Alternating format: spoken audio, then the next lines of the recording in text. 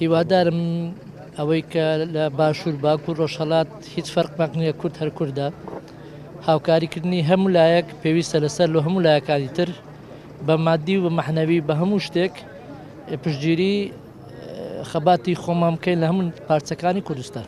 هەستێکی زۆر خۆشمەیە کە ڕێکی دوور تەقریبەن 10 کیلۆمەترێکم بڕیەوە بە عارەبانەکەم هاتیمە پشتگیری خۆم دەرببڕم بۆ کوردانی ڕۆژئاوا.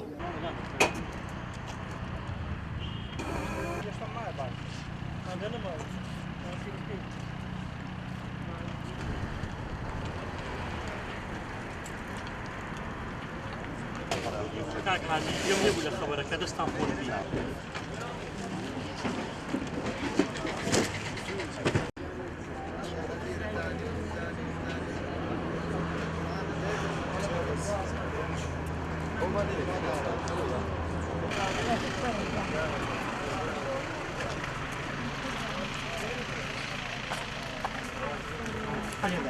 ناو چییە؟ ئەژین گیان باشە ئەژین گیان وەرە ئەژین گیان گیانە وەرە